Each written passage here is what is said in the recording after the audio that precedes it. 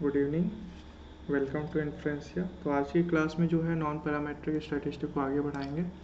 तो last class में हम लोगों ने क्या देखा था, यू स्टैटिस्टिक क्या होता है, कर्नल फंक्शन क्या होता है, एंड देन यू स्टैटिस्टिक की हेल्प से कोल्मोग्रोव-सिमिनोव टेस्ट को डिफाइन किया था for the goodness of fit. तो तुम लोग का डाउट है कि जो है यू स्टैटिस्टिक कैसे निकालते हैं एंड जो है यू स्टैटिस्टिक क्या होता है, एक बार रिकॉल करा दीजिए। तो चलो स्टार्ट करते हैं। ठीक है, तो यू स्टैटिस्टिक को डिफाइन करने से पहले जो बेसिक चीज़ें यूज होती हैं उसको फिर से रिकॉल कर लेते हैं। ठीक है, तो अगर मैं डिफाइन करना चाहता हूँ कि ऐसा फंक्शन जो एस्टिमेबल हो, पहला तो हम लोग डिफाइन करना चाहते हैं एस्टिमेबल फंक्शन क्या होता है। ठीक है, एस्टिमेबल फंक्शन,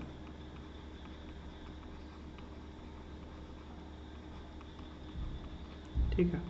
तो एस्टिमेबल फंक्शन की बात करें तो एस्टिमेबल फंक्शन क्या होता है, a real valued parameter, a real valued parameter, a real valued parameter g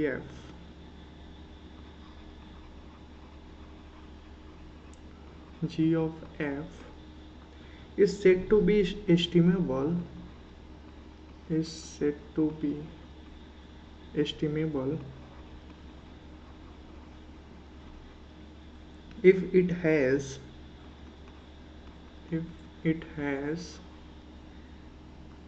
an unbiased estimator, unbiased estimator, that is if there exists a statistic, that is if there exists a statistic tx such that expected value of tx is equal to G of X, यानी कि जी F function जो है, जो हमारा parametric function है, इसको मैं estimable, मतलब इसके लिए ये हमारा जो फंक्शन है एस्टिमेबल कहलाएगा कब, जब एक अनबायस एस्टिमेटर जी एफ के लिए एग्जिस्ट कर रहा हो, यानी expected value of T x अगर जी एफ के बराबर है, तो मैं बोलूँगा कि जो जी एफ फंक्शन है वो क्या है, एस्टिमेबल फंक्शन है for all f belonging to p a, यानी फॉर ऑल डिस्ट्रीब्यूशन के लिए अगर ऐसा हो रहा है, for all f belonging to p, यानी इसका क्या मतलब है, अगर मैं बोल रहा हूँ क्या, जैसे मैं एग्जांपल के लिए मैं बोल रहा हूँ कि x फॉलो कर रहा है पॉइसन लैम्डा, तो क्या 1/लैम्डा एस्टिमेबल होगा? नहीं होगा। क्यों? क्योंकि इसके लिए कोई अनबायस एस्टिमेटर मिलेगा ही नहीं। अगर मैं लैम्डा के लिए बात करूँ तो lambda is an estimable function. क्यों? लैम्डा के लिए इनफाइनाइट अनबायस एस्टिमेटर बना सकते हैं, लेकिन मैं अगर बात करूँ 1/लैम्डा के लिए कोई भी हमारा एस्टिमेटर मिलेगा ही नहीं जो हमारा अनबायस हो। क्लियर है क्या? जल्दी बता दो, क्लियर है नहीं क्लियर? जैसे एग्जांपल के लिए मैं बोल दूं क्या, if P be the class of distribution function, अगर हमारा क्या पी जो है क्लास ऑफ डिस्ट्रीब्यूशन फंक्शन है, एग्जांपल के लिए और भी एग्जांपल हमारा डिफाइन कर सकते हैं। मैं क्या कर रहा हूँ, P is the class of all distribution function, P be the class of all distribution function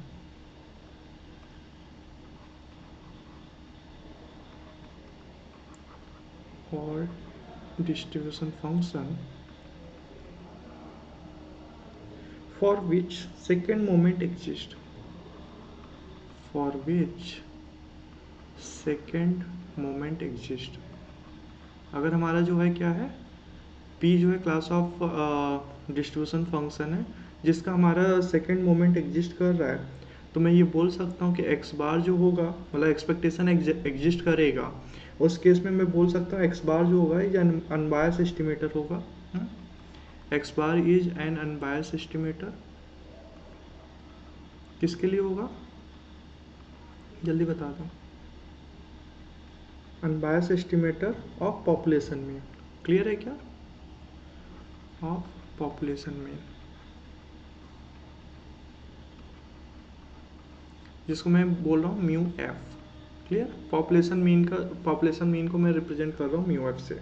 ठीक है, अगर मैं बात करूँ क्या, म्यू टू एफ के लिए क्या अनबायस एस्टिमेटर एग्जिस्ट करेगा? बिल्कुल एग्जिस्ट करेगा। एग्री करते हो क्या? अगर मैं बात करूँ mu two F, this is nothing but variance of x, ये हमारा क्या होगा, ये भी एक एस्टिमेबल होगा, इज ऑल्सो एस्टिमेबल बोल सकता हूँ। क्यों? क्योंकि इसके लिए हमारा सैंपल वेरिएंस अनबायस्ड एस्टिमेटर बनेगा, इज ऑल्सो एस्टिमेबल। क्यों? क्योंकि हमारा S square is unbiased for mu two F. Clear? Population variance के लिए हमारा क्या होता है, अनबायस्ड एस्टिमेटर होता है। क्लियर? इसका सेकंड ऑर्डर मोमेंट एग्जिस्ट कर रहा है, तो मैं बोल सकता हूँ सैंपल मीन यानी म्यू एफ के लिए और म्यू टू एफ के लिए हमारा क्या होगा, अनबायस्ड एस्टिमेटर एग्जिस्ट कर रहा है, यानी हमारा क्या mu one F and mu two F क्या है, एक एस्टिमेबल फंक्शन है। क्लियर है कि नहीं क्लियर? ठीक है। अब बात आती है क्या, जैसे यू स्टैटिस्टिक में मैंने एम डिफाइन किया था जो कि डिग्री को रिप्रेजेंट कर रहा था, ठीक है। तो डिग्री एक्चुअली में क्या है, तो उसको देख लेते हैं। द डिग्री एम जो होगा वो ग्रेटर देन इक्वल टू 1 होगा of an estimable parameter, of an estimable parameter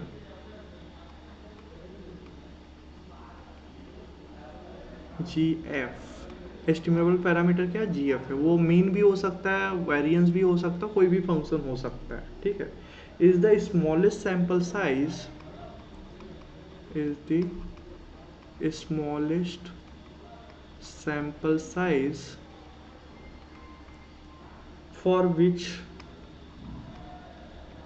which the parameter is estimable, the parameter is estimable,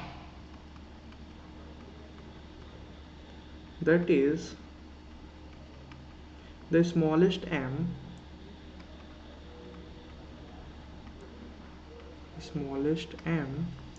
such that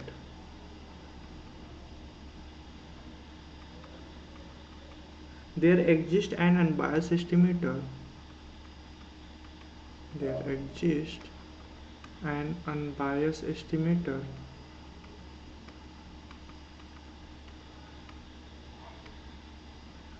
t of, last class में मैं h फंक्शन लिया था, मैं इस क्लास में t ले रहा हूँ, कोई प्रॉब्लम नहीं होनी चाहिए, ठीक है। t of x1 x2 xm with expected value of t is g of f के बराबर होना चाहिए। क्लियर?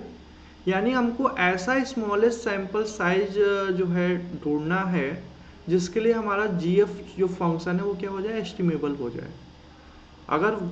अगर मैं बोल रहा हूँ कि m अगर 1 है तो उसका डिग्री 1 होगा, m 2 है तो उसका डिग्री क्या हो जाएगा, 2 होगा। क्लियर? हमको ऐसा स्मॉलेस्ट सैंपल साइज ढूंढना है जिसके लिए हमारा क्या है, gf फंक्शन क्या हो जाए, एस्टिमेबल हो जाए। क्लियर है? इसमें कोई दिक्कत तो नहीं है, ठीक है। अब बात आती है कि सर एग्जाम्पल के थ्रू बताइए, क्या इसके जैसे मैं बात करूं क्या एक्स बार को, मतलब मैं सैंपल पॉपुलेशन मीन के लिए मैं अनबायस्ड एस्टिमेटर ढूंढना चाहता हूं तो वन सैंपल पे भी बेस मिल सकता है। हाँ बोलो, अगर मैं बात करूं म्यू वन एफ जो है वो हमारा क्या है, पॉपुलेशन मीन है। तो पॉपुलेशन मीन की अगर मैं बात करूं वन सैंपल पे भी अनबायस्ड एस्टिमेटर बना सकते हैं ना, बताओ। Is estimable based on one sample, agree करते हो क्या? Yes sir. ठीक है, लेकिन अगर मैं बात करूं क्या म्यू टू एफ अगर हमारा क्या है, पॉपुलेशन वेरिएंस है, तो क्या ये वन सैंपल से क्या इसको एस्टिमेट कर पाएंगे? हाँ नो सर, नहीं कर पाएंगे। क्लियर? इसके लिए एटलीस्ट 2 ऑब्जर्वेशन चाहिए। हाँ बोलो, ये भी एस्टिमेबल होगा। क्लियर? लेकिन इसको हम लोग को अनबायस्ड एस्टिमेटर इसके लिए बनाना है, यानी सैंपल वेरिएंस बनाना है। सैंपल वेरिएंस तभी डिफाइन होगा जब n की वैल्यू क्या हो जाए, ग्रेटर देन 1 हो जाए। एग्री करते हो? Based on at least 2 sample. Clear? At least 2 sample. ये हमारा जो है पॉपुलेशन वेरिएंस जो है एस्टिमेबल होगा, लेकिन इसके लिए एटलीस्ट 2 सैंपल तो चाहिए ना। क्लियर? तो यानी इस केस में डिग्री अगर मैं बात करूं सैंपल पॉपुलेशन मीन के लिए डिग्री 1 रहेगा, लेकिन अगर पॉपुलेशन वेरिएंस की बात करें तो इसकी डिग्री क्या होगी, 2 होगी। समझ पा रहे हो क्या? जल्दी बता दो। इसमें कोई प्रॉब्लम, कोई समस्या तो बोल सकते हो। अब मैं अगर बात करूँ, जरूरी थोड़ी ना कि अब मेरे को जो है मीन वेरिएंस को एस्टिमेट करना, कुछ हमको कुछ और एस्टिमेट करना है, तो क्या कोई प्रॉब्लम होगी? क्या नहीं होगी। मैं बोल रहा हूँ म्यू3 एफ मैं डिफाइन कर रहा हूँ क्या, probability of x1 plus x2 greater than 0। मैं इसको एस्टिमेट करना चाहता हूँ, तो इसको भी एस्टिमेट करने के लिए एटलीस्ट 2 सैंपल तो चाहिए ना। इसके लिए अगर मैं अनबायस एस्टिमेटर बनाना चाहूँगा तो एटलीस्ट 2 सैंपल चाहिए कि नहीं चाहिए? बोलो। इसका भी जो डिग्री होगा is also have a degree 2। Clear? Is also have degree 2। Clear? जैसे मैंने क्या बोला, एक्स आई हमारा क्या है, मान लो पॉइसन लैम्डा फॉलो कर रहा है, ठीक है। अगर ये पॉइसन लैम्डा फॉलो कर रहा है, मेरे को e⁻⁻² लैम्डा के लिए मेरे को एस्टिमेट करना है, तो क्या ये एक सैंपल से मिल पाएगा क्या इसके लिए अनबायस एस्टिमेटर? बोलो, मिल पाएगा? नहीं मिल पाएगा। अगर मैं इसको डिफाइन करना चाहूँ, इसके लिए अनबायस एस्टिमेटर डिफाइन करना चाहूँ, तो 1 0 जब हमारा x1 = x2 = 0 हो जाए, अदरवाइज। सही है क्या? इसके लिए अनबायस एस्टिमेटर बनाना चाहूंगा तो एटलीस्ट 2 ऑब्जर्वेशन की तो जरूरत पड़ेगी ना। क्लियर? समझ पा रहे हो क्या? कोई प्रॉब्लम, कोई समस्या तो बोल सकते हो। ठीक है, तो अभी हमने क्या देखा कि एस्टिमेबल फंक्शन क्या होता है। एस्टिमेबल फंक्शन वो होगा जब हमारा अगर म्यू एफ के लिए अगर अनबायस एस्टिमेटर एग्जिस्ट कर रहा है। क्लियर? अगर अनबायस एस्टिमेटर क्या क्या हेलो, मैंने बोला क्या, एस्टिमेबल कब होगा, जब उसके लिए अनबायस एस्टिमेटर एग्जिस्ट करे। फिर हमने देखा कि डिग्री क्या होगा, तो डिग्री जो है स्मॉलेस्ट एम होगा जिसके लिए वो अनबायस हो जाए। क्लियर? फिर हमारा थर्ड आता है क्या, कर्नल फंक्शन क्या होगा। ठीक है, तो कर्नल फंक्शन की अगर मैं बात करूं तो कर्नल फंक्शन क्या होता है,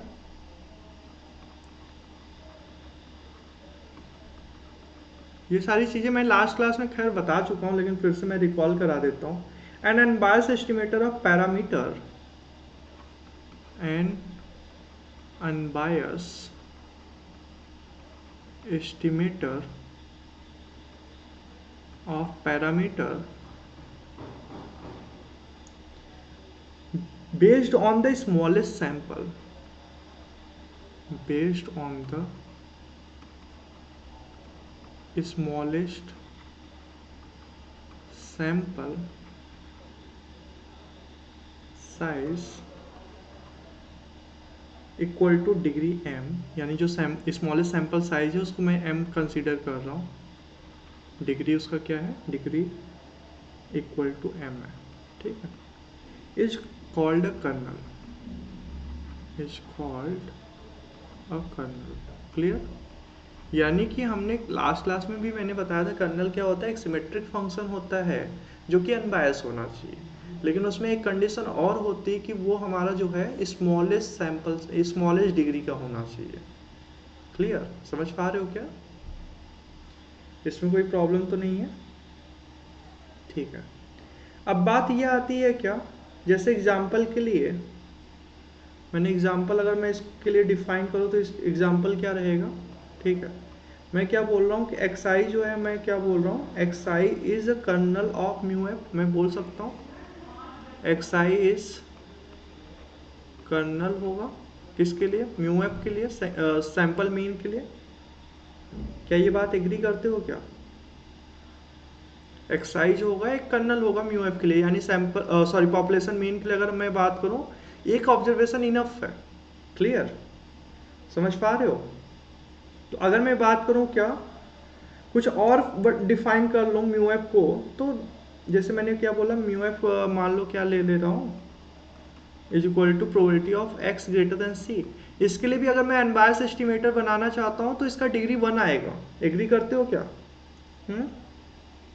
बोलो, अगर मैं इसके लिए अनबायस एस्टिमेटर डिफाइन करना चाहता हूँ तो सबसे सिंपल सा जो है कर्नल फंक्शन क्या डिफाइन कर सकता हूँ, 1 जब हमारा xi ग्रेटर देन c हो जाए, हाँ, 0 अदरवाइज हो जाए, तो ये हमारा एक कर्नल फंक्शन है। क्यों? क्योंकि स्मॉलेस्ट डिग्री पे जो मतलब स्मॉलेस्ट जो है ऑब्जर्वेशन पे डिपेंडेंट है, मतलब, और ये अनबायस एस्टिमेटर है। क्लियर? स्मॉलेस्ट सैंपल साइज पे बेस्ड है और जो है ये अनबायस एस्टिमेटर है, तो ये कर्नल फंक्शन हो जाएगा।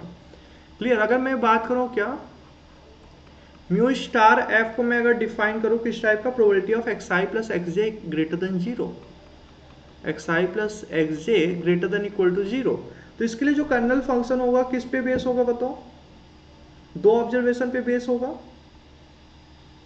जल्दी बता दो। अगर मैं इसके लिए जो है डिफाइन करना चाहूंगा तो एटलीस्ट टू ऑब्जर्वेशन पे बेस होगा। क्लियर, समझ पा रहे हो क्या?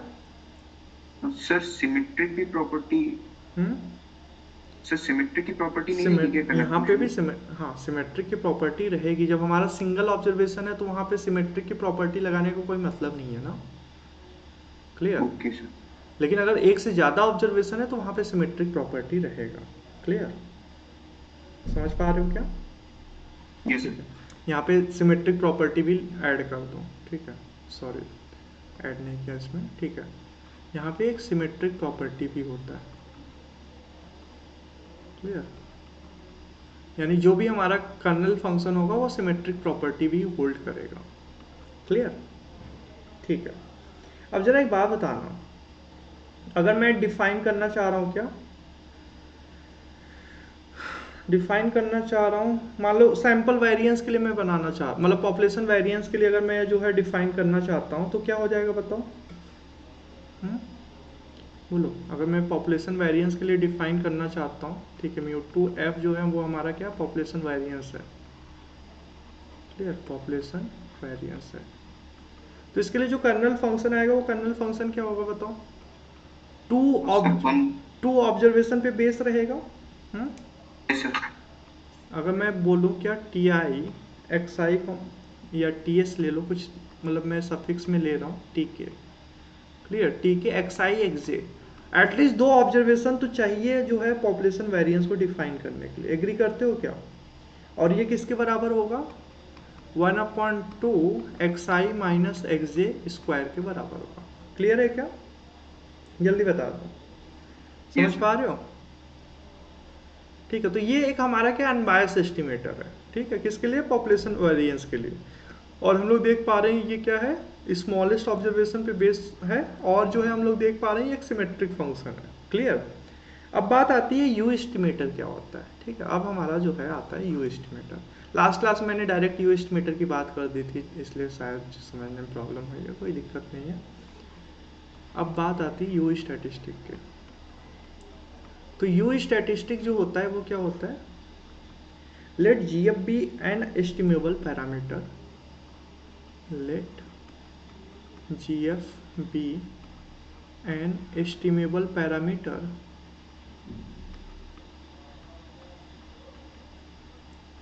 Of degree m, of degree m। Degree m है, इसका मतलब क्या? एटलीस्ट m सैंपल तो चाहिए इसको अनबायस बनाने के लिए। क्लियर, अगर मैं इसकी डिग्री gf क्या है, एक एस्टिमेबल फंक्शन है, इसका मतलब क्या है? यहां से अगर मैं इसको जो है देखूं, इसका क्या मतलब है, इससे हम लोग क्या समझते हैं कि जो है हमारा gf तो अनबायस एस्टिमेटर बनेगा gf के लिए, यानी there exist an unbiased estimator for gf। Estimable है, इसका क्या मतलब है? there exist an unbiased estimator। ये तो हमने कहाँ से देखा? एस्टिमेबल के कॉन्सेप्ट से आया कि there exist an unbiased estimator, और यहाँ पे जो है डिग्री m की बात की जा रही है, इसका मतलब क्या? there exist an unbiased estimator of gf based on m sample. क्या ये बात एग्री करते हो क्या? बोलो, डिग्री m है, इसका मतलब क्या है? हम लोग m ऑब्जर्वेशन पे बेस एक अनबायस एस्टिमेटर बना सकते हैं। क्लियर, m से ज्यादा के लिए तो बना पाएंगे, लेकिन सबसे कम ऑब्जर्वेशन कितना लगेगा? m ऑब्जर्वेशन लगेगा। क्लियर, इससे कम ऑब्जर्वेशन के लिए तुम अनबायस एस्टिमेटर नहीं बना पाओगे। जैसे सैंपल मीन के लिए एटलीस्ट एक ऑब्जर्वेशन चाहिए, सैंपल वेरिएंस के लिए एटलीस्ट 2 ऑब्जर्वेशन चाहिए। क्लियर, इसी तरह अगर मैं जीएफ फंक्शन को मैं एस्टिमेबल बोल रहा हूं, ठीक है, इसका मतलब इसके लिए अनबायस एस्टिमेटर एग्जिस्ट करेगा, और यहाँ पे बोल रहा आप डिग्री m से पता चल रहा है इसके लिए एटलीस्ट m ऑब्जर्वेशन तो चाहिए, m सैंपल तो चाहिए जब अनबायस बनाना है इसको। क्लियर, वेयर m की जो वैल्यू होती है वो n से छोटी होती है। क्लियर, अब बात आती है कि इसकी डिग्री m है, ठीक है, और मैंने क्या बोल दिया, and let x1 x2 xn be sample, ये हमारा क्या सैंपल है, be sample of size n, जो कि n जो है वो क्या है, m से बड़ा है, ठीक है। तो corresponding to any kernel, corresponding to any kernel function में क्या बोल रहा हूँ, t of xi1 xi2 dot dot dot xim of gf के लिए जो कर्नल फंक्शन है वो कुछ इस टाइप का है। हो सकता है कि जो है वो सिंगल ऑब्जर्वेशन बेस हो सकता है 2 ऑब्जर्वेशन बेस हो सकता है 3 ऑब्जर्वेशन बेस हो सकता है m ऑब्जर्वेशन बेस हो। यहाँ पे डिग्री m की बात की गई, इसलिए m ऑब्जर्वेशन पे बेस जो है कर्नल फंक्शन एज्यूम कर रहे हैं। क्लियर है क्या? We define u statistic for the sample by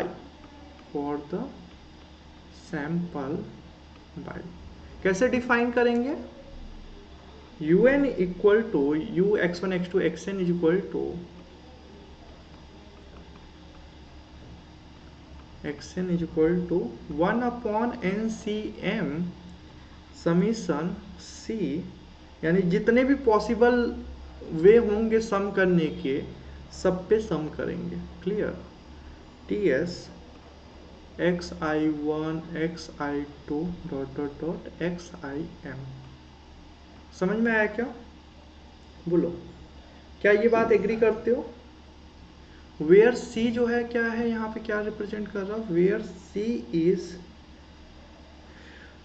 over all NCM combination, c is over all NCM combination of m integer,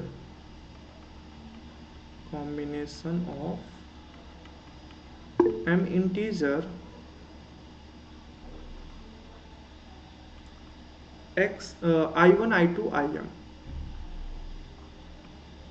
all combination of i1 i2 dot dot dot im, ठीक है। Chosen from 1 to n, ये जो i1 i2 im आ रहा है वो कहाँ से आ रहा है, chosen from set 1 2 dot dot dot n, and ts जो है हमारा क्या सिमेट्रिक कर्नल फंक्शन है। क्या ये जो लिखा है समझ में आया क्या? बताओ, ये चीज समझ में आया क्या? नहीं समझ में आया होगा, फिर से मैं एक्सप्लेन करता हूँ ये एक्चुअली में है क्या। मैंने क्या बोला, gf एक एस्टिमेबल फंक्शन है। एस्टिमेबल फंक्शन का मतलब क्या, एस्टिमेबल पैरामीटर, यानी इसके लिए एक अनबायस्ड एस्टिमेटर एग्जिस्ट कर रहा है। मैं बोल रहा हूँ कि ऑफ डिग्री m है, डिग्री m है, इसका मतलब क्या, इसको जो है अनबायस्ड एस्टिमेटर बनाने के लिए एटलीस्ट m सैंपल चाहिए। क्लियर? अब मैंने बोला क्या, n सैंपल ऑब्जर्वेशन लिया गया किसी डिस्ट्रीब्यूशन f से, और हमको क्या करना है, gf को हमको एस्टिमेट करना है। तो इसके लिए अगर u स्टैटिस्टिक बनाना चाहते हैं तो जो कर्नल फंक्शन है, अब वो कर्नल फंक्शन हमारा 1 ऑब्जर्वेशन बेस हो सकता है, 2 ऑब्जर्वेशन बेस हो सकता है, m ऑब्जर्वेशन बेस हो सकता है, लेकिन यहाँ पे gf को बोला है कि ये एस्टिमेबल है बेस्ड ऑन m, तो इसलिए हमारा यहाँ पे जो कर्नल फंक्शन डिफाइन हुआ है वो m ऑब्जर्वेशन पे बेस्ड डिफाइन हुआ है। क्लियर? समझ पा रहे हो क्या? अब अगर ये कर्नल फंक्शन है तो u स्टैटिस्टिक जो है वो क्या होगा, 1/NCM, और कर्नल फंक्शन को ऑल पॉसिबल जो है वे में इसको सम कर देना है। समझ पा रहे हो क्या? बोलो, अगर मैं सबसे सिंपल एग्जांपल कंसीडर करूं, मान लो μf equal to population mean. Clear? अगर मैं पॉपुलेशन मीन की बात करूं, क्लियर, तो इसके लिए सबसे सिंपल कर्नल फंक्शन क्या आएगा बताओ, xi आएगा, जल्दी बता दो। ये एक अनबायस एस्टिमेटर है पॉपुलेशन मीन के लिए, हाँ yes, और इसका जो डिग्री है वो 1 है। हाँ, अगर मैं इसकी डिग्री की बात करूं तो डिग्री हमारा क्या है, 1 है। क्लियर? यानी जो m की वैल्यू है वो 1 है। तो अगर मैं इसके लिए u स्टैटिस्टिक डिफाइन करूंगा तो u statistic based on x1 x2 xn जो होगा वो क्या होगा, 1/nc1 summation of T X I. बोलो अब यहाँ पे जो ये c है वो ऑल पॉसिबल वे में सम होगा ना, यानी हमारा जो ये r है वो क्या हो जाएगा 1/n समीशन ऑफ एक्स आई। यहाँ पे केवल i है तो i equal to 1 to n हो जाएगा। क्लियर, क्योंकि i की जो वैल्यू है वो हमारा 1 to n ऑल पॉसिबल है। क्लियर, इसके अलावा और कोई पॉसिबिलिटी बनेगा क्या? नहीं बनेगा। एग्री करते हो क्या? जल्दी बता दो। अब अगर मैं बात करूं यहीं पे एग्जांपल के लिए, मान लो पॉपुलेशन वेरिएंस है। क्लियर, पॉपुलेशन पॉसिबल वेज में सम करने का मतलब क्या, मतलब समझ नहीं आ रहा। जैसे अगर सैंपल का ही अगर बार बार सम करेंगे तो एक ही वैल्यू आएगा। नहीं, यहाँ पे सैंपल हो सकता है कि x1 पे बेस तुम बनाए हो सकता है x2 पे बेस बनाए हो अनबायस एस्टिमेटर, हो सकता है x3 पे बेस बनाए हो। हाँ, सारे पॉसिबिलिटी पे सम करना है ना, i equal to 1 to n। x1 भी अनबायस है, x2 भी अनबायस है, x3 भी अनबायस है। हाँ, सबको सम करना। ठीक है, क्लियर, ऑल पॉसिबल वे पे। ठीक है, अगर मैं बात करूं क्या म्यू एफ हमारा क्या है, पॉपुलेशन वेरिएंस है। क्लियर, पॉपुलेशन वेरिएंस है। तो पॉपुलेशन वेरिएंस है, इसका क्या मतलब है? वेरिएंस ऑफ एफ है। क्लियर, वेरिएंस ऑफ एक्स है या वेरिएंस ऑफ एफ ले लो, कुछ भी ले लो। ठीक है, तो अगर मैं इसके लिए कर्नल फंक्शन डिफाइन करूंगा तो क्या बनेगा बोलो? एटलीस्ट 2 ऑब्जर्वेशन चाहिए इसको डिफाइन करने के लिए। बोलो, क्या ये बात एग्री करते हो कि नहीं करते हो? यही होगा, यानी इसका जो डिग्री है वो हमारा क्या है 2 है।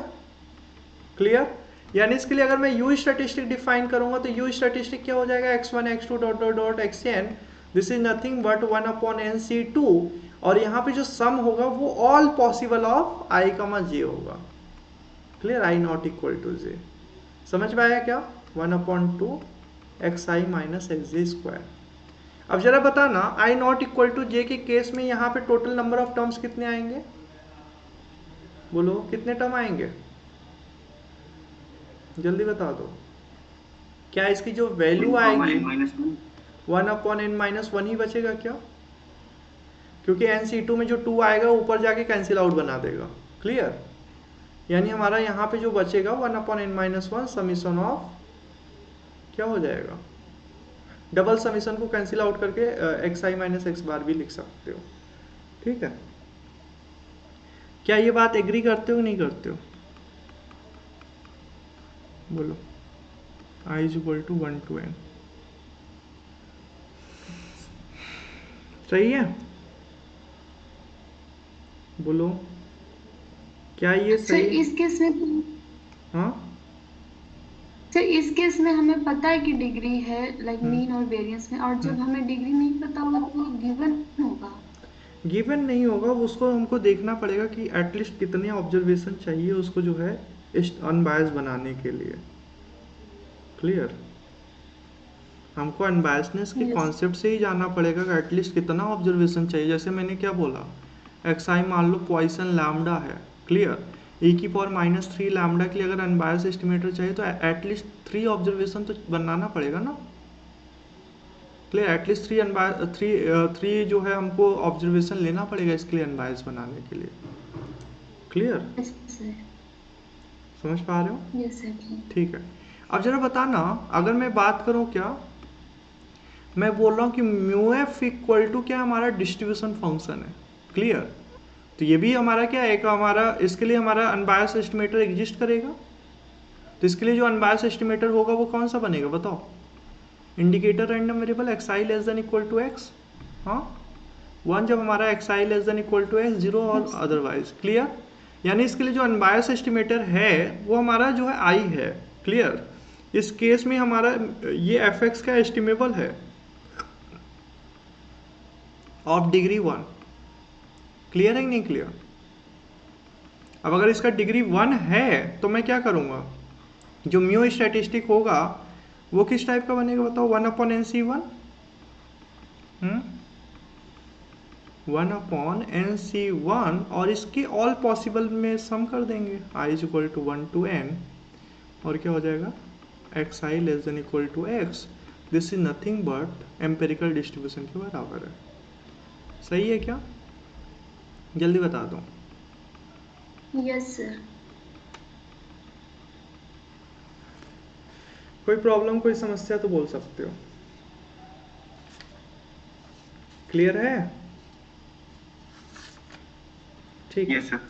तो लास्ट क्लास में मैंने क्या बताया था, गुडनेस ऑफ फिट क्या होता है, एंड देन हमने जो है कोल्मोग्रोव-सिमिनोव टेस्ट बोला कि उसके लिए एक हमारा तरीका है कोल्मोग्रोव के थ्रू हम लोग जो है करेंगे, और दूसरा तरीका है जो है गुडनेस ऑफ फिट को टेस्ट करने के लिए काई स्क्वायर टेस्ट।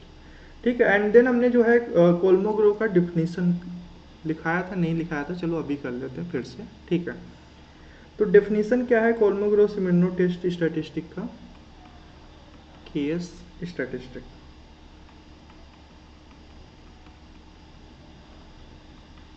अगर मैं इसकी बात करूं तो मैंने क्या बोला था, लेट एक्साइज जो है हमारा क्या रैंडम सैंपल है, कहाँ से आ रहा है, डिस्ट्रीब्यूशन फंक्शन एफ से आ रहा है।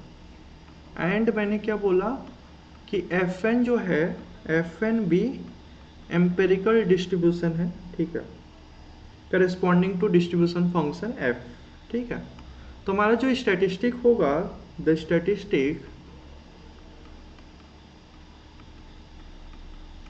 मैं स्टैटिस्टिक क्या डिफाइन कर रहा हूँ, something dn is equal to supremum over x f n x minus F x. ये मैं एक स्टैटिस्टिक डिफाइन कर रहा हूँ, और ये जो स्टैटिस्टिक है इसको मैं मतलब इसको बोलते हैं two sided Kolmogorov Smirnov statistic. Is called as two sided KS statistic. अब बात आती है टू साइडेड इसे क्यों बोल रहे हैं, वन साइडेड क्यों नहीं बोल सकते? तो वन साइडेड बनाने के लिए इसको क्या कर दो, ओपन कर दो। जो हमारा जो है, अगर पॉजिटिव वाला कंसीडर करेंगे तो वन साइडेड हो जाएगा, निगेटिव वाला रहेगा तो वन साइडेड हो जाएगा। जैसे मैंने क्या बोला यहाँ पे, फॉर ऑल एक्स के लिए मैं सम कर रहा हूँ, मतलब फॉर ऑल एक्स के लिए मैं सुप्रीमम वैल्यू ले रहा हूँ। तो अगर मैं one sided KS statistic define करना चाहूँ तो जो वन साइडेड होगा वो कुछ इस टाइप से होगा, dn प्लस जो होगा वो सुप्रीमम ओवर n लेंगे। सुप्रीमम ओवर n किसको लेना है, f n x minus F x का डिफरेंस लेना है। एंड ऐसे dn माइनस की बात करो तो dn माइनस क्या हो जाएगा, सुप्रीमम ओवर x, यहाँ पे ब्रैकेट है, ये मॉड नहीं है, ऊपर वाले में मॉड है, ये ध्यान रखना। Clear? Supremum over x f x minus का एफ एन एक्स। क्लियर है क्या? इसमें कोई डाउट? इसको मैं क्या बोलूंगा, one sided KS statistic, one sided KS statistic. Sir dn जो प्लस है उसमें भी सुप्रीमम n है या फिर x हो? जो dn प्लस वाला है सर, उसमें सुप्रीमम x लिखे हैं या फिर n है वो? एक मिनट, कौन सा वाला बात करो, dn यहाँ पे सुप्रीमम n है या फिर x है ऊपर में? किसकी बात करो, यहाँ पे x है, यहाँ पे भी x है। सर dn प्लस, नीचे सर dn प्लस वाले। अच्छा, यहाँ पे x रहेगा, x। Clear?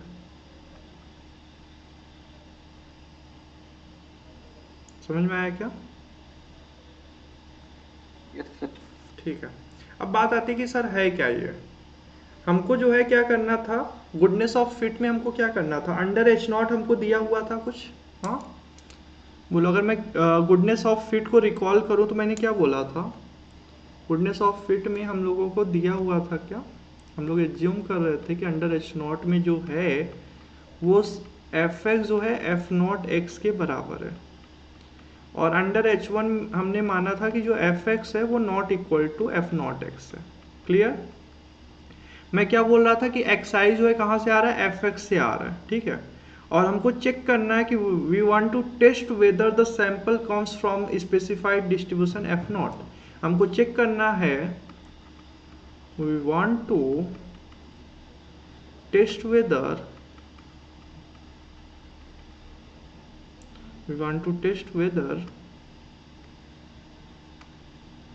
the sample comes from a specified distribution f naught.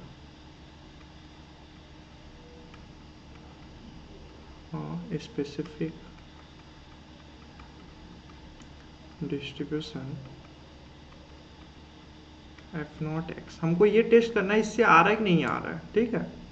तो इसके लिए हमने क्या देखा था, एम्पेरिकल डिस्ट्रीब्यूशन। पहले हमने एम्पेरिकल डिस्ट्रीब्यूशन डिफाइन किया हुआ है, एम्पेरिकल डिस्ट्रीब्यूशन क्या होता है। देन हमने देखा कि केएस टेस्ट जो है वो हमारा डिपेंड है किस पे, बोलो। केएस टेस्ट जो डिफाइन किया हमने, वहां पर हम लोग क्या कर रहे हैं, डीएन डिफाइन कर रहे हैं, supremum over f n x minus F x. Clear. F n x minus f not x भी कहीं कहीं रहता है, कहीं कहीं एफ एक्स रहता है। अब ये तुम पे डिपेंड करता है कि जो है तुम एफ नॉट ले रहे हो या एफ एक्स ले रहे हो। क्लियर, समझ पा रहे हो क्या? ठीक है। तो अगर मेरे को इसको जो है बात करें, इसको करना कैसे है, जैसे मान लो ये जो डिफाइन है इसमें हम लोग करते क्या है, ठीक है। तो पहली बात तो इसमें जो हमारा केएस टेस्ट है, केएस स्टैटिस्टिक जो है, इसका जो डिस्ट्रीब्यूशन है ये हमारा क्या free for any continuous distribution F है। क्लियर। अगर इस स्टैटिस्टिक की बात करूं तो इसका जो स्टैटिस्टिक है यानी कि डीएन माइनस और डीएन प्लस जो है, यहाँ पे थ्योरम है, पहले इसको थ्योरम कर लेते हैं, ठीक है। थ्योरम क्या कहता है, जो हमारा स्टैटिस्टिक है, the statistic DN minus DN plus, ये जो है आर डिस्ट्रीब्यूशन फ्री। ये जो होगा ये हमारा क्या होगा, डिस्ट्रीब्यूशन फ्री होगा, distribution free for any continuous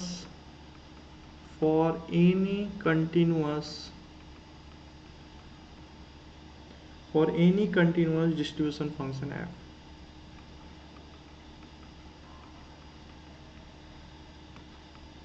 यानी अगर हमारा सैंपल किसी कंटिन्यूअस डिस्ट्रीब्यूशन से आ रहा है, उसका अगर मैं केएस स्टैटिस्टिक बनाऊं तो वो क्या होगा, डिस्ट्रीब्यूशन फ्री होगा। समझ पा रहे हो क्या? इसका प्रूफ कराने की जरूरत तो नहीं है, बोलो प्रूफ कराने की जरूरत तो स्क्रीन नहीं दिख रही है। हेलो, स्क्रीन नहीं दिख रही है? अब दिख रही है सर। बीच बीच में आपकी वॉइस भी कट रही है, स्क्रीन भी पॉज हो जाती है। ठीक है, अभी सही है? Yes sir. ठीक है। तो मैंने क्या बोला कि जो ये केएस स्टैटिस्टिक है वो डिस्ट्रीब्यूशन फ्री होता है for any continuous distribution. Clear, समझ पा रहे हो? ठीक है। अब बात आती है कि जो है इसको करेंगे कैसे, मतलब इसका यूज कैसे करेंगे, ठीक है। मतलब क्वेश्चन में इसको कैसे अप्लाई करेंगे, तो पहले एक दो प्रैक्टिकल एग्जांपल करते हैं, मतलब कोई क्वेश्चन को अप्लाई कैसे करना है, एंड देन उसके बाद जो है हम लोग इस पे बेस कुछ थ्योरम करेंगे, ठीक है। समझ पा रहे हो क्या? ठीक है, चलो देखते हैं।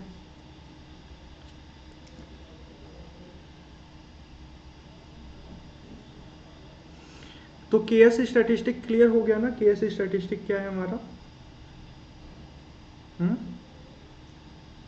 हेलो, आवाज आ रही है क्या? Yes sir. ठीक है। Yes sir. तो केएस स्टैटिस्टिक आई थिंक सब लोगों को क्लियर हो गया होगा। केएस स्टैटिस्टिक क्या है, हम लोग डिफरेंस ले रहे हैं किसका, f n x minus F x के मॉडुलस का सुप्रीमम होगा, ठीक है। प्लस माइनस में हमारा जो है अकॉर्डिंग टू पॉजिटिव साइन लेना है, निगेटिव साइन लेना है, ठीक है। तो अब बात आती है क्या, यहाँ पे हमको जो है, अब अगर ये डिस्ट्रीब्यूशन फ्री है तो हम लोग टेस्ट कैसे करेंगे, बात हमारा यहाँ से आता है कि ये कैसे करेंगे, ठीक है। तो अगर मैं बात करूँ इसको अगर हैंडल करना है तो हम लोगों को क्या क्लियर होना चाहिए, एक दो थ्योरम और है, पहले उसको कर लेते हैं फिर एग्जाम्पल की तरफ जाएंगे, ठीक है। क्या कहता है,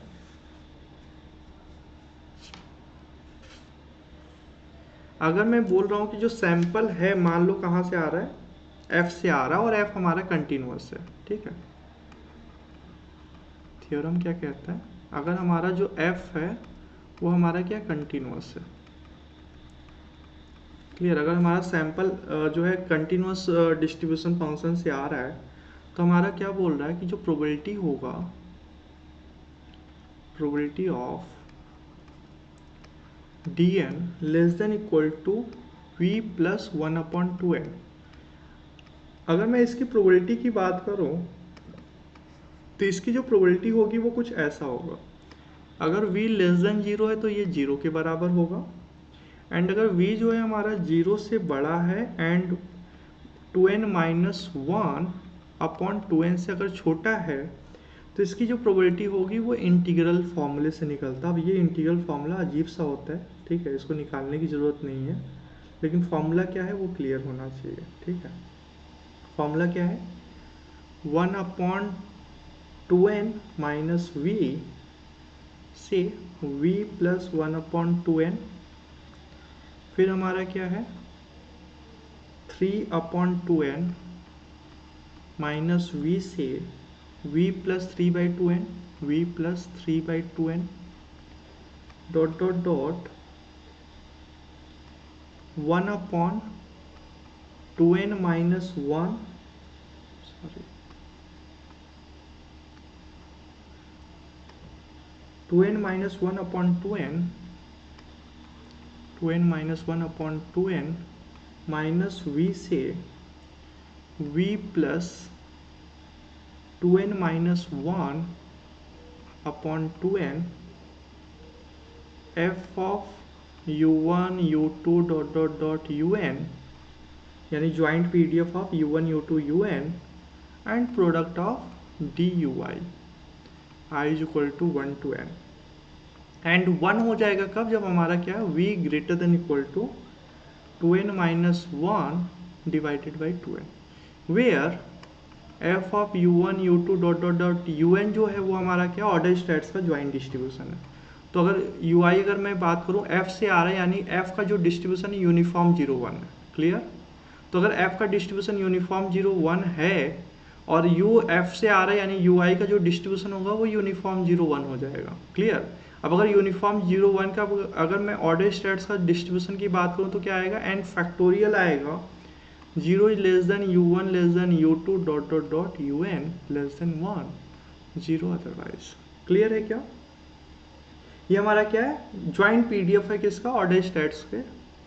अगर ui अगर मैं यूनिफॉर्म 0 1 से ले रहा हूँ तो ये ज्वाइंट डिस्ट्रीब्यूशन है किसका, u1 u2 un का। ठीक है। अब बात आती है इसका कोई जो है हमारा स्टैंडर्ड रिजल्ट नहीं है, इसका जो डिस्ट्रीब्यूशन का इंटीग्रल आएगा वो क्या होगा। क्लियर। तो बात आती है क्या कि एक्चुअली में हमको क्या करना है, ठीक है, हमको जो है इसका अपर बाउंड वगैरह निकालना, जैसे हमको अल्फा दिया है, ठीक है, अगर मेरे को जो है मान लो dn कॉमा अल्फा निकालना है तो क्या मैं इसको इंटीग्रेट करके निकाल पाऊंगा, नहीं निकाल पाऊंगा। dn अल्फा कामा dn कॉमा अल्फा का क्या मतलब है, जैसे हम लोग काई स्क्वायर टेस्ट लगा रहे थे तो probability of chi square greater than equal to chi square n comma alpha, इसकी प्रोबेबिलिटी जो होती थी वो क्या होती थी, अल्फा के बराबर होता था। अगर हमारा काई स्क्वायर स्टैटिस्टिक पता है और ये हमारा जो है अल्फा को फिक्स करके ये पॉइंट निकालना चाहते थे, निकाल सकते थे। क्लियर। वहां भी इंटीग्रल जो है हेल्प नहीं करता था। एग्री करते हो क्या, बोलो। अकॉर्डिंग टू अल्फा हम लोग ये पॉइंट हम लोग टेबल की हेल्प से निकालते थे। क्लियर। तो यहाँ भी जो केएस स्टैटिस्टिक है उसको इंटीग्रेट करके तो नहीं निकाल पाएंगे, क्यों, क्योंकि ये जो इंटीग्रल है वो अजीब सा नहीं लग रहा है। हाँ, अगर n ऑब्जर्वेशन है तो इस जो है हमारे इंटीग्रल को सॉल्व करना पड़ेगा। कितने इंटीग्रल है बताओ, 1 से 2n माइनस 1, यानी 2n माइनस 1 इंटीग्रल को सॉल्व करना पड़ेगा। एग्री करते हो क्या, जल्दी बता दो। तो इसको सॉल्व करना कॉम्प्लिकेटेड टास्क हो जाएगा। क्लियर। तो बात आती है इसको सॉल्व कैसे, मतलब इसको जो है कैसे हैंडल करेंगे। ठीक है, देखो जरा मैंने क्या बोला, अगर मैं dn कॉमा अल्फा को मैं बात करूं, let dn comma alpha be the upper alpha percent, be the upper alpha percent point of the distribution, alpha percent point of the distribution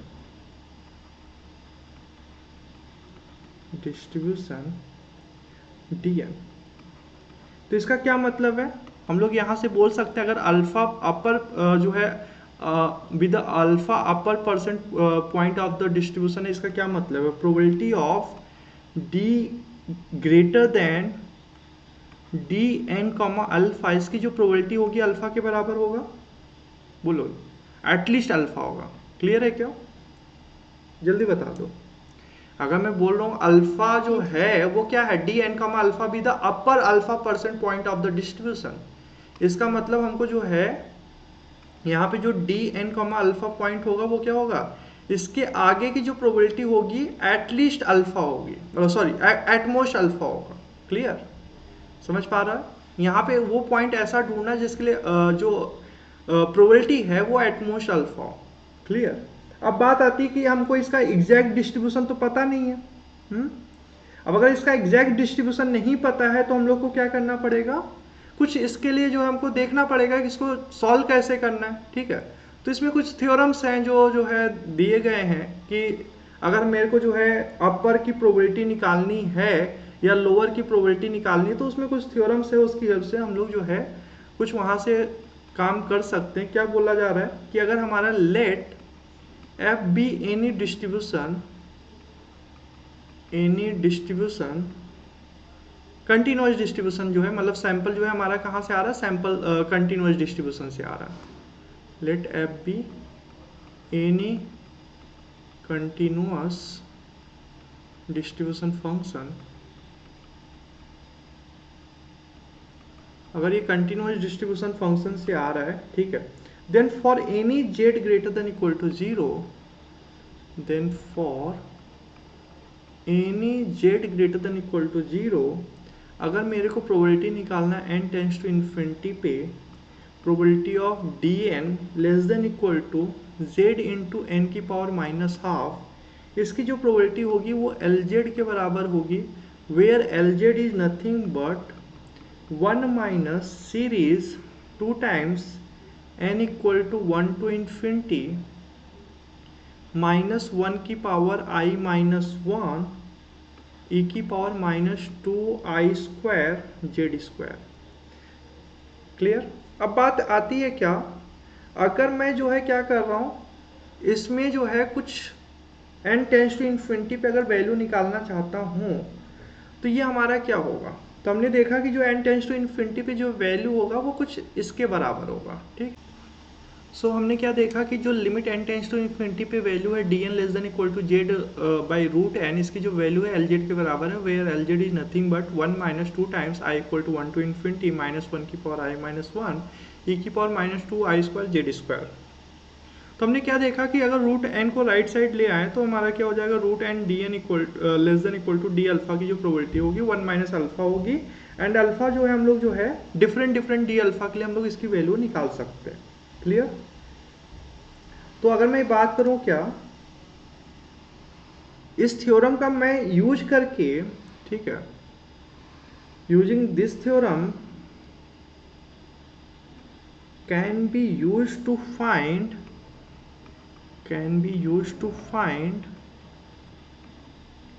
d alpha such that limit n tends to infinity probability of under root N D N less than equal to D alpha, इसकी जो probability होगी वो 1 minus alpha के बराबर होगी। इसलिए इस theorem से हम लोग जो है डी अल्फा फाइंड कर सकते हैं, जिसके लिए root N D N less than equal to D alpha की जो प्रोबेबिलिटी होगी 1 माइनस अल्फा के बराबर होगी। ठीक है, table of D alpha for various alpha are also जो है अवेलेबल है। ठीक है, यानी अगर मैं डी अल्फा के टेबल की बात करूँ तो जो है ऑल्सो अवेलेबल है, तो हम लोग जो है उसके थ्रू भी हम लोग निकाल सकते हैं। क्लियर, एकदम सेम अप्रोच से, क्योंकि हमने यहाँ पे dn के लिए देखा, टू साइडेड के लिए हमने देखा, टू साइडेड के लिए हमारा जो थ्योरम है ये हमारा जो है प्रोबेबिलिटी इसकी जो हम लोगों ने देखा इस इंटीग्रल से निकलता है, एंड फिर हमने देखा कि इसकी जो प्रोबेबिलिटी है वो हम लोग जो है डिफरेंट डी अल्फा के लिए हम लोग जो है निकाल सकते हैं। ठीक है, सेम अप्रोच से मैं जो है वन साइडेड के लिए भी डिफाइन कर सकता हूँ। थ्योरम जो है नेक्स्ट थ्योरम क्या कहता है, अगर हमारा f जो है कंटिन्यूअस डिस्ट्रीब्यूशन है, let f be any continuous distribution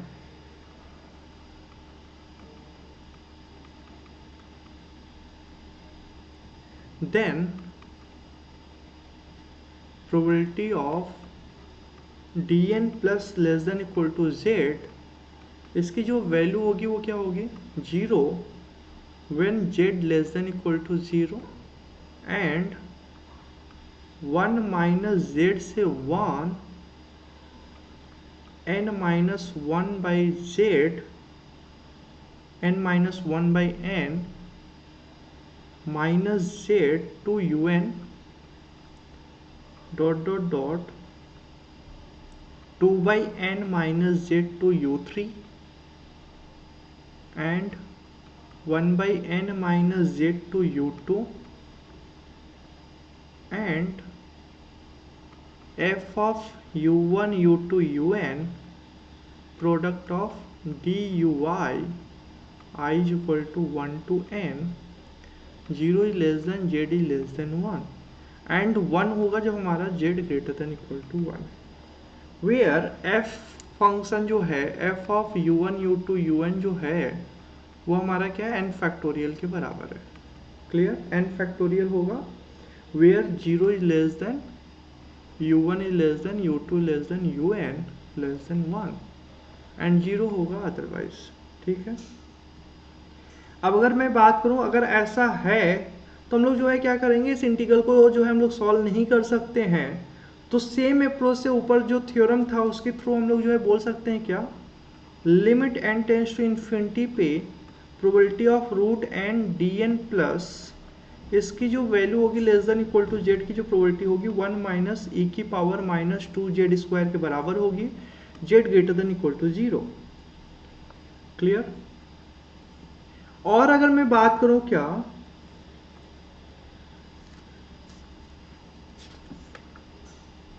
ठीक है, इसमें कोई प्रॉब्लम तो नहीं है किसी को।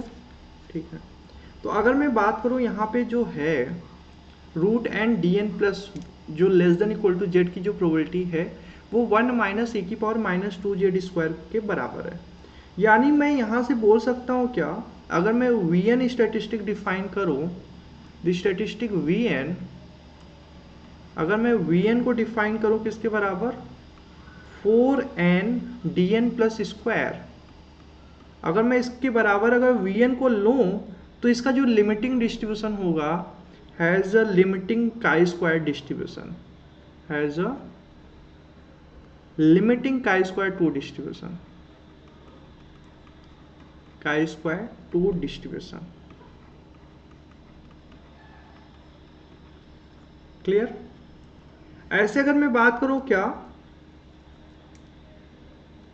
4n dn plus square, 4n dn plus square less than equal to 4z square, इसकी जो वैल्यू होगी इफ एंड ओनली इफ जब हमारा रूट एन dn प्लस जो है वो less than equal to z के बराबर हो for z greater than 0।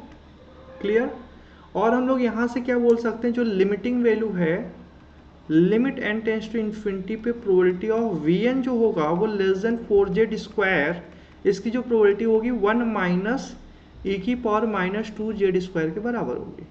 Clear, यानी हम लोग यहाँ से क्या बोल सकते हैं, probability of vn less than equal to x, इसकी जो वैल्यू होगी 1 माइनस e की पावर माइनस x/2 के बराबर होगी for all x greater than equal to 0।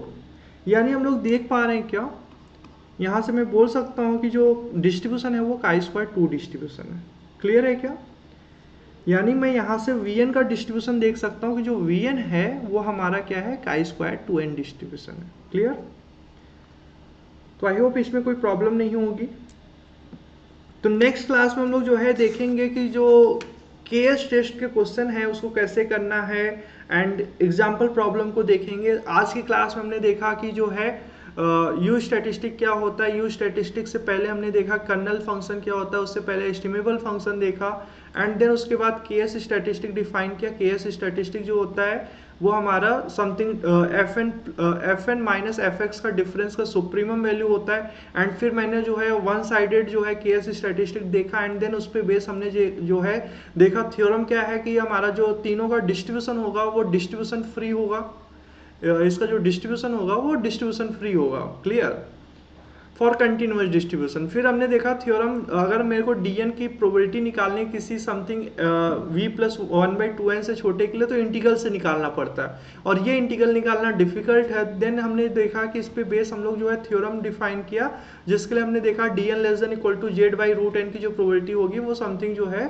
1 - alpha के बराबर होगा। अल्फा की प्रोबेबिलिटी, अल्फा की जो वैल्यू होगी वो इस समीशन से निकलेगा। फिर वन साइडेड के लिए हमने देखा कि dn प्लस का जो डिस्ट्रीब्यूशन होगा vn से डिफाइन किया, एंड vn जो है वो 4n dn² है, जिसका डिस्ट्रीब्यूशन क्या है हमारा chi² डिस्ट्रीब्यूशन है। एंड इसी का यूज करके नेक्स्ट क्लास में हम लोग जो है प्रैक्टिस प्रॉब्लम करेंगे, एंड जो है अच्छे क्वेश्चन को डिस्कस करेंगे। ठीक है, थैंक यू। एंड किसी को कुछ डाउट हो तो ज़रूर कमेंट में लिखना, एंड जो है वीडियो को लाइक एंड सब्सक्राइब करो। Thank you.